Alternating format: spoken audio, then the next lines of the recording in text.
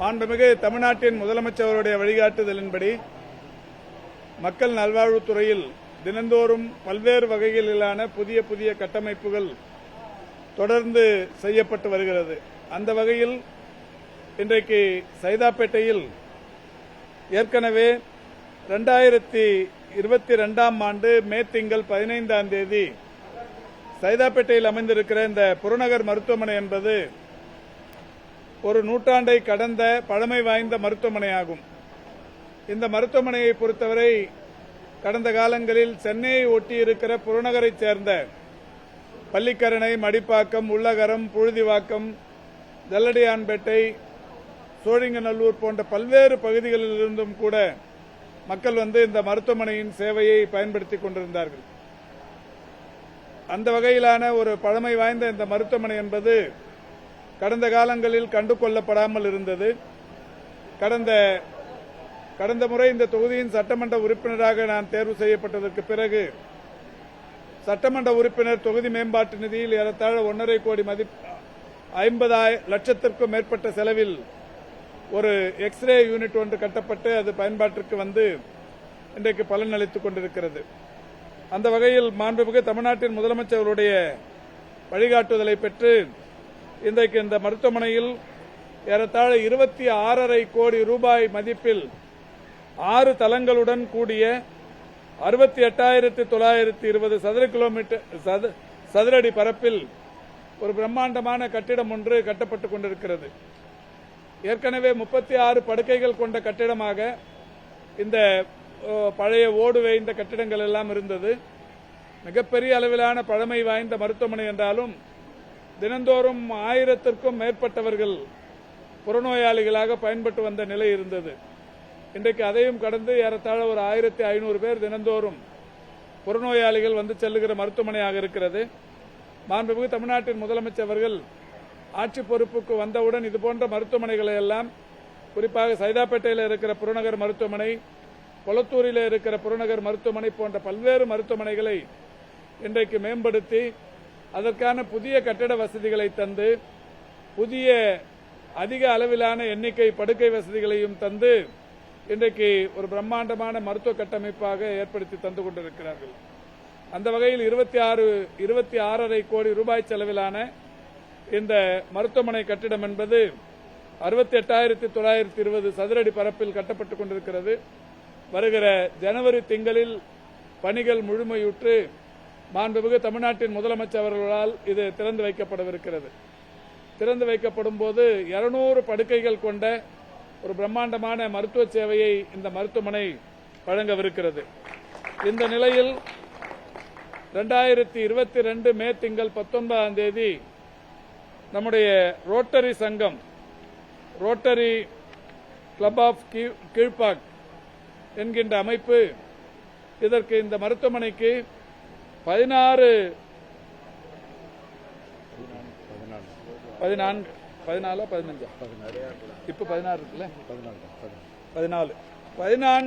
Dialysis கருவிகளை அன்றைக்கு ரூபாய் 2.5 கோடி மதிப்பிலான டயாலிசிஸ் கருவிகள் 14 இந்த மருத்துவமனையில் திறந்து வைத்தார்கள்.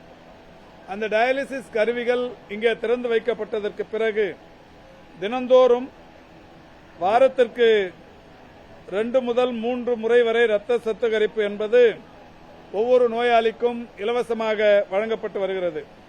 அந்த வகையில் மாதம் ஒன்றுக்கு 550 முதல் 600 வரை இதில் இரத்த சுத்திகரிப்பு மூலம் பயன்பட்டு வருகிறார்கள்.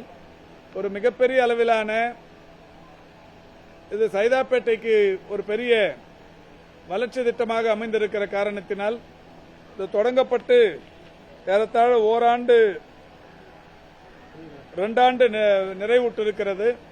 2 ஆண்டுகளில் 10,076 இரத்த சுத்திகரிப்புகள் வெற்றிகரமாக செய்யப்பட்டிருக்கிறது. ஒரு மிக சிறப்பான ஆர்ஓ பிளான், நல்ல வசதியுடன் கூடிய இந்த இரத்த சுத்திகரிப்பு மையத்தை சைதை தொகுதி மக்கள் மட்டுமல்ல, சென்னையின் பல்வேறு பகுதிகளிலிருந்தும் சென்னையின் புறநகர்களிலிருந்தும் தொடர்ச்சியாக பயன்பட்டுக் கொண்டிருக்கிறார்கள். இந்த 10,076 சுத்திகரிப்புகள் மருத்துவ காப்பீட்டு திட்டத்தின் மூலம் செய்யப்பட்டிருக்கிறது என்பது மகிழ்ச்சியான ஒன்று. மாண்புமிகு தமிழ்நாட்டின் முதலமைச்சர் அவர்கள் இந்த மருத்துவ காப்பீட்டு திட்டம் என்பது இன்றைக்கு இந்தியாவிலேயே தமிழ்நாட்டில்தான் மிக சிறப்பான வகையில் அரசு மற்றும் தனியார் மருத்துவமனைகளில் பயன்பாட்டில் இருந்து கொண்டிருக்கிறது. ஆண்டொன்றுக்கு 1500 கோடி ரூபாய்க்கு மேலே அரசாங்கம் தந்து இன்றைக்கு ஒன்றிய அரசின் யுனைடெட் இன்சூரன்ஸ் இந்தியா அமைப்பின் சார்பில் இந்த காப்பீட்டு திட்டம் என்பது ஏறத்தாழ 1,44,00,000 குடும்பங்களை கொண்ட ஒரு மிகப்பெரிய அமைப்பாக இருந்து கொண்டிருக்கிறது. அந்த வகையில் சைதை தொகுதியைச் சேர்ந்த ஏழை எளிய நடுத்தர மக்கள் பயன்பெறுகிற வகையில் அந்த காப்பீட்டு திட்டத்தின் மூலம் இதுவரை 10,076 ரத்த சுத்திகரிப்புகள் செய்யப்பட்டிருக்கிறது. தமிழ்நாடு முழுவதிலும் விரிவான மருத்துவ காப்பீட்டு திட்டத்தின் கீழ் மாண்புமிகு தமிழ்நாட்டின் முதலமைச்சர் அவர்களுடைய ஒரு மிக சிறந்த திட்டங்களில் ஒன்றான அந்த காப்பீட்டு திட்டத்தின் மூலம் இன்றைக்கு பயன்பெற்றிருப்பவர்களுடைய எண்ணிக்கை, இந்த டயாலிசிஸ் மட்டும் பயன்பெற்றிருப்பவர்களுடைய எண்ணிக்கை 15,70,322 பேர். 15,70,322 பேர் டயாலிசிஸ் செய்து கொண்டிருக்கிறார்கள் என்றால், இது அவர்கள் வெளியில் செய்து கொண்டால் அதற்காக ஆகிற செலவு 1,277 கோடியே 14 லட்சம். இவ்வளவு செலவிலான இந்த டயாலிசிஸ் நம்முடைய தமிழ்நாட்டில் மிகப்பெரிய அளவில் ஏழை எளியவர்களுக்கும் நடுத்தர மக்களுக்கும் சிறுநீரக நோய்களினால் பாதிக்கப்பட்டவர்களுக்கு மிகப்பெரிய அளவில் பலன் தந்து கொண்டிருக்கிறது. அந்த வகையில் சைதாப்பேட்டையில் ரோட்டரி சங்கத்தின் சார்பில் நிறுவப்பட்ட இந்த 14 இயந்திரங்களின் மூலம் 1076 டயாலிசிஸ் இதுவரை செய்யப்பட்டிருக்கிறது என்பதை மகிழ்ச்சியோடு தெரிவித்துக் கொள்கின்றோம். அதோடு மட்டுமல்லாது இன்றைக்கு இதே ரோட்டரி சங்கம் L&T நிர்வாகத்தோடு ஒருங்கிணைந்து L&Tயின் CSR பங்களிப்புடன் 1,20,00,000 செலவில் வெண்டிலேட்டர்கள், காது மூக்கு தொண்டை அறுவை சிகிச்சைக்கு தேவையான அதிநவீன உபகரணங்களை 1,20,00,000 ரூபாய் உபகரணங்களை இன்றைக்கு L&T நிர்வாகத்தின் மூலம் ரோட்டரி ஒருங்கிணைந்து நம்முடைய பெருமதிப்பிற்குரிய DMS அவர்களிடம் இந்த உபகரணங்கள் ஒப்படைத்திருக்கிறார்கள். இந்த உபகரணங்கள் முழுவதுமே இந்த மருத்துவமனையின் பயன்பாட்டிற்கு வரவிருக்கிறது. இந்த மருத்துவ கட்டிடம் முழுமையாக கட்டி முடிக்கப்பட்டதற்கு பிறகு இங்கே கொடுக்கப்பட்டிருக்கிற இந்த அதிநவீன உபகரணங்கள் வெண்டிலேட்டராக இருந்தாலும், காது மூக்கு தொண்டை அறுவை சிகிச்சை அதிநவீன உபகரணங்களாக இருந்தாலும் இங்கே அது பயன்பாட்டுக்கு வரவிருக்கிறது என்பதை மகிழ்ச்சியோடு தெரிவித்துக் கொள்கின்றோம். சைதாப்பேட்டை இன்றைக்கு ஒரு மிகப்பெரிய அளவில் மருத்துவத்தில் ஒரு புகழ்கொடி நாட்டிக் கொண்டிருக்கிறது. முத்தமிழறிஞர் கலைஞர் அவர்கள் 1967 மற்றும் 71 ஆண்டுகளில் இந்த சைதாப்பேட்டை தொகுதியில் நின்று வென்று முதலில் பொதுப்பணித்துறையின் அமைச்சராகவும் 71 ஆண்டு தமிழகத்தின் முதலமைச்சர் வேட்பாளராகவும் நின்று வென்ற தொகுதி. இந்த தொகுதியில் இன்றைக்கு மருத்துவ கட்டமைப்புகள் மிகப்பெரிய அளவில் உயர்ந்து கொண்டிருப்பது மட்டுமல்ல, அவருடைய திருப்பெயராலேயே மாண்புமிகு தமிழ்நாட்டின் முதலமைச்சர் அவர்கள் கலைஞர் நூற்றாண்டு உயர் சிறப்பு மருத்துவமனை ஒன்றை இன்றைக்கு நிறுவி, அந்த மருத்துவமனை என்பது இன்றைக்கு ஒரு மிகப்பெரிய வரலாற்று சிறப்புமிக்க சாதனையை படைத்துக் கொண்டிருக்கிறது. 2023 ஜூன் திங்கள் 15ஆம் தேதி மாண்புமிகு தமிழ்நாட்டின் முதலமைச்சர் அவர்களால் சைதாப்பேட்டையில் திறந்து வைக்கப்பட்ட அந்த கலைஞர் நூற்றாண்டு உயர் சிறப்பு மருத்துவமனையில் இதுவரை புறநோயாளிகள் என்று பயன்பெற்றிருப்பவர்கள் 3,13,864 பேர். இது ஒரு மிகப்பெரிய அளவிலான வரலாற்று சாதனை. ஒரு புதிய மருத்துவமனை கட்டப்பட்டு ஓராண்டுக்குள்ளாகவே 3 லட்சத்திற்கும் மேற்பட்டவர்கள் பயன்பெற்றிருப்பது என்பது ஒரு மிகப்பெரிய அளவில் மகிழ்ச்சி அளிக்கக்கூடிய ஒன்று. உள்நோயாளிகளாக பயன்பெற்று நலம் பெற்று இல்லம் திரும்பியவர்கள் 75,316 பேர். இதுவரை அங்கே நடைபெற்றிருக்கிற அறுவை சிகிச்சைகள் 2,800 அறுவை சிகிச்சைகள் வெற்றிகரமாக நடைபெற்றிருக்கிறது. 9,19,384 ரத்த பரிசோதனைகள் நடைபெற்றிருக்கிறது. 8,096 சிடி ஸ்கேன் பரிசோதனைகள் செய்யப்பட்டிருக்கிறது. 2,968 MRI பரிசோதனைகள் செய்யப்பட்டிருக்கிறது. 8,689 டயாலிசிஸ் சிகிச்சைகள் அங்கே செய்யப்பட்டிருக்கிறது. எல்லாவற்றிற்கும் மேலாக திறந்து வைக்கப்பட்ட 6 மாத காலத்தில் ஆஞ்சியோகிராம் என்று சொல்லக்கூடிய இருதய நோய் சிகிச்சைக்கான அந்த சிகிச்சை 1,100 பேருக்கு இதுவரை செய்யப்பட்டு ஒரு வரலாற்று சாதனை படைக்கப்பட்டிருக்கிறது.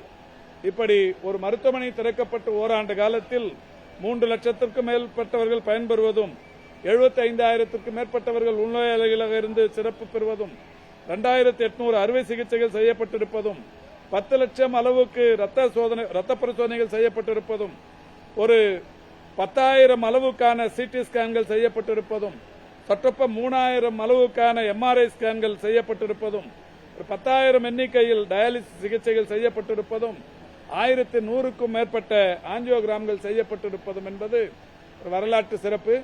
அந்த சிறப்பை சாதனையை கலைஞர் எப்படி தன்னுடைய வாழ்நாள் முழுவதும் வாழ்ந்த காலம் முழுவதும் ஒரு சரித்திர சாதனை புருஷராகவே திகழ்ந்தாரோ வாழ்ந்தாரோ அவருடைய பெயரால் திறக்கப்பட்ட இந்த மருத்துவமனை ஒரு வரலாற்று சாதனையை படைத்துக் கொண்டிருக்கிறது. வரலாற்று சிறப்புக்குரிய மருத்துவமனையாகவும் திகழ்ந்து கொண்டிருக்கிறது. அதே மருத்துவமனை வளாகத்தில்தான் அண்மையில் கடந்த 5 மாதங்களுக்கு முன்னால் ஒரு வயது மூத்தவர்களுக்கான ஒரு மருத்துவமனை ஒன்று திறந்து வைக்கப்பட்டது. அந்த வயது மூத்தோருக்கான மருத்துவமனையும் இன்றைக்கு தமிழ்நாட்டில் இருக்கிற வயது மூப்பினால் வயது மூப்புக்கு பிறகு வருகிற நோய் பாதிப்புகளினால் பாதிப்படைந்தவர்கள் இன்றைக்கு அது பயன்பட்டுக் கொண்டிருக்கிறார்கள். அந்த மருத்துவமனையும் தினந்தோறும் 1000க்கும் மேற்பட்ட புறநோயாளிகளை கொண்டு மிக சிறப்பாக இன்றைக்கு இயங்கிக் கொண்டிருக்கிறது. அதே வளாகத்தில் நம்முடைய மாண்புமிகு தமிழ்நாட்டின் முதலமைச்சர் அவர்கள் வயது மூத்தவர்களுக்கான மருத்துவமனை ஒரு பன்னோக்கு மருத்துவமனையும் அமைந்திருக்கிற அதே வளாகத்தில் குழந்தைகளுக்குமான ஒரு மருத்துவமனை அமைய வேண்டும் என்று நிதிநிலை அறிக்கையில் ஒரு அறிவிப்பு வெளியிட்டார்கள். அந்த வகையில் அதுவும் கூட மிக விரைவில் அந்த மருத்துவமனை அங்கே வருவதற்குரிய நடவடிக்கைகளை தமிழக அரசு செய்து கொண்டிருக்கிறது.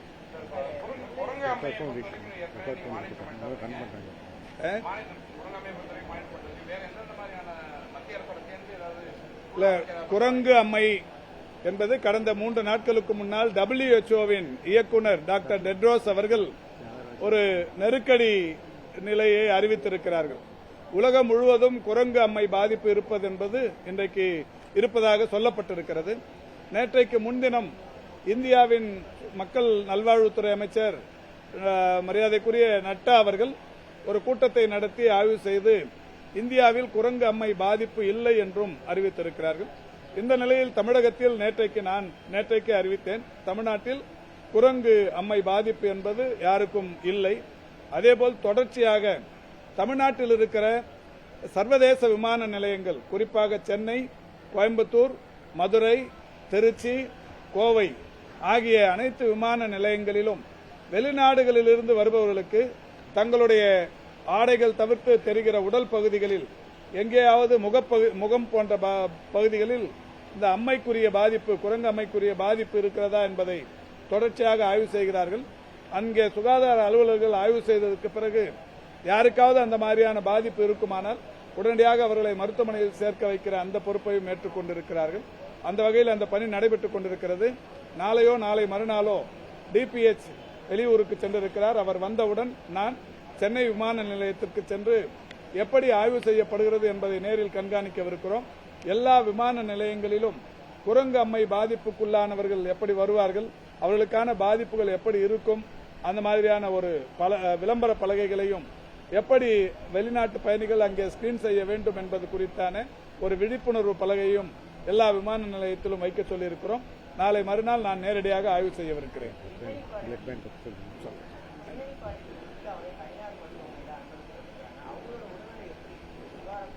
இல்ல, வயது மூப்பு தான் காரணம் சொன்னாங்க. தொடர்ந்து விசாரித்துக் கொண்டிருக்கிறோம். வயது மூப்பு ஒரு பெரிய காரணம். ஏற்கனவே அவங்க நல்லாவே இருந்தாங்க, கொஞ்சம் அந்த கவன சிதறல் மட்டும் இருந்தது. இப்போ வயது மூப்பின் அடிப்படையில் அனுமதிக்கப்பட்டிருக்கிறார். சிகிச்சைகள் சென்று கொண்டிருக்கிறார்.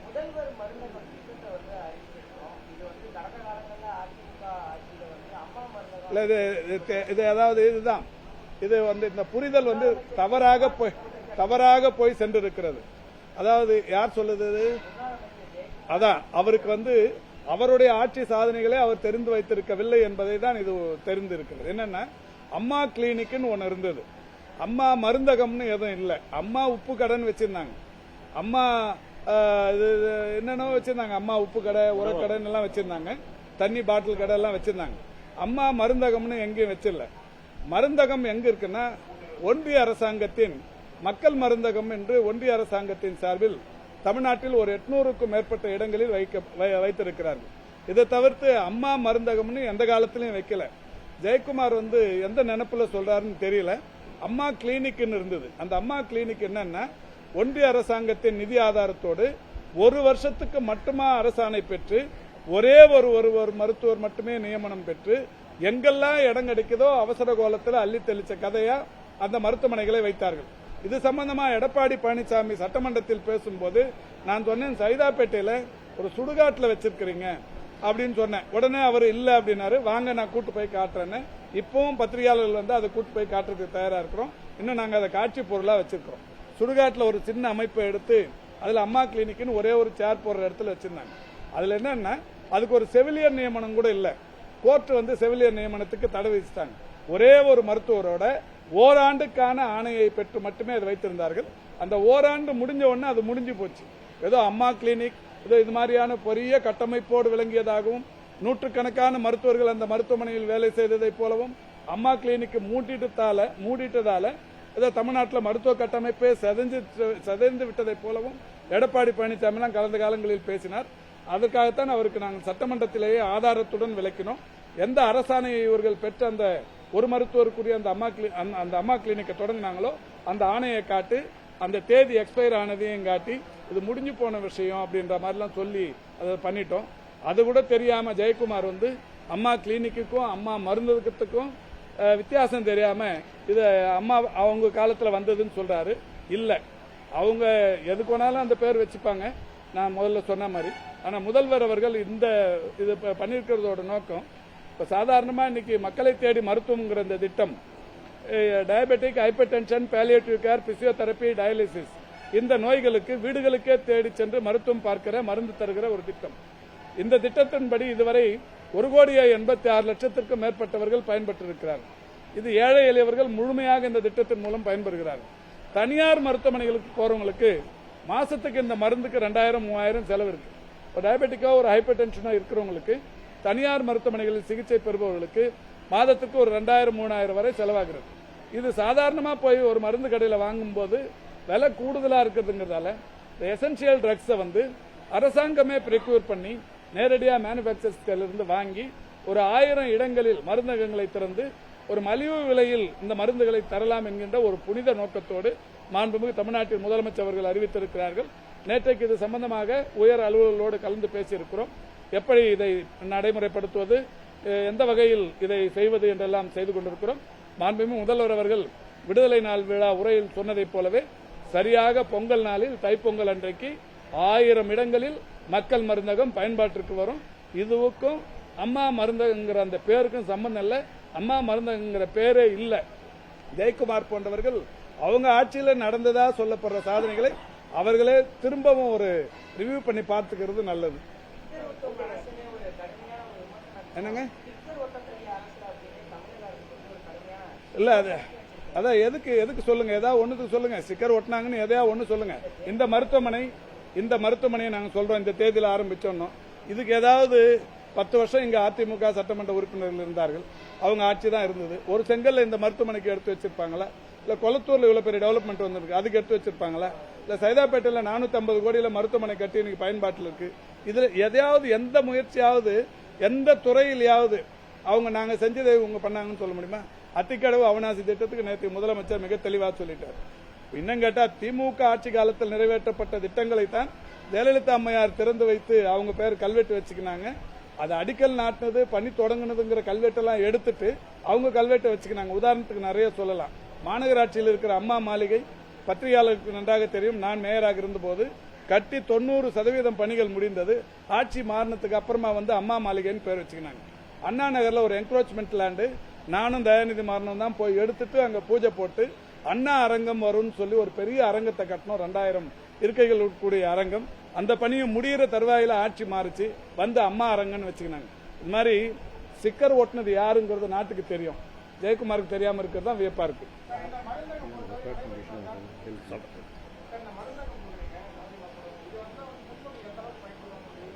1000 மருந்துகள்ல வாங்குறவங்களுக்கு எல்லாம் பயன்பாடு இருக்கும். யாரெல்லாம் போய் வாங்குறீங்களோ அவங்களுக்கு எல்லாம் பயன்பாடு இருக்கும். 1000 மருந்துகள் எங்கெங்க வைக்கிறது, மெகா சிட்டியில் இருக்கிறதா, நகராட்சி பகுதியில் வைக்கிறதா?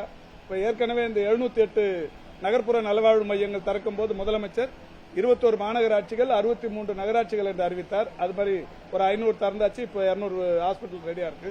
அந்த மாதிரி இந்த 1000 எங்கெங்கெல்லாம் வருதுங்கிறது அதிகாரிகளோட பேசி நிற்கிறோம். எங்க மக்களுக்கு இது அதிகமா தேவை இருக்கு, நல்ல கேள்விதான் கேட்டிருக்கிறீங்க. இந்த நகராட்சி பகுதியிலயா, மாநகராட்சி பகுதியிலயா, ஊரக பகுதிகளிலயா எங்க வைக்கணுங்கிறத இனிமே அலுவலர்களோட உட்கார்ந்து முடிவு பண்ண போறோம். முடிவு பண்ணிட்டு எந்தெந்த இடத்துல இதை வைக்கிறதுங்கிற பட்டியலும் வெளியிட்டு எல்லா வெளிப்படைத்தன்மையோடு நடைபெறும். அது மாதிரி அங்க வந்ததுக்கு அப்புறம் மக்கள் போய் அந்த மருந்தகத்தை பயன்படுத்திக் கொள்ளலாம்.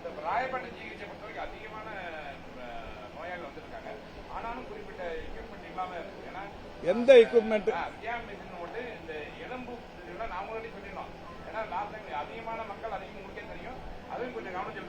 போன வாரம் தான் உங்களுக்கு தெரியும், கலைஞர் மாரத்தான் நடத்தி அதுல கிடைச்ச 3,42,00,000 ரூபாயில அரசாங்கத்திலிருந்து 2 பங்கு வாங்கி 10,27,00,000 ரூபாயில இப்பதான் ஒரு கட்டடம் கட்டி நிற்கிறோம்.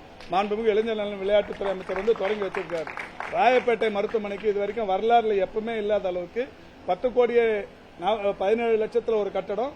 இது இல்லாம 40 கோடியில இளைஞர் நலன் மேம்பாட்டுத்துறை அமைச்சர் சட்டமன்றத்தில் அவருடைய கன்னி பேச்சில் பேசி 40 கோடியில் ஒரு கட்டடம். இப்ப நீங்க ராயப்பேட்டைக்கு போய் பாத்தீங்கன்னா 50 கோடி ரூபாயில கட்டடம் நடக்குது. ராயப்பேட்டை மருத்துவமனை தொடங்கிய நாள்ல இருந்து ஒரு 4 கோடி கூட உருப்படியா ஒரு கட்டடம் எந்த ஆட்சியும் கட்டல. இப்பதான் 50 கோடியில கட்டடம் கட்டுறாங்க. கவலைப்படாதீங்க, நல்ல அது பெரிய மருத்துவமனையா வந்து என்னங்க இந்த ஆண்டு இல்ல, எல்லா ஆண்டும் கண்காணிக்கிறாங்க. மாட்டினாங்கன்னா ஜெயிலுக்கு போவாங்க.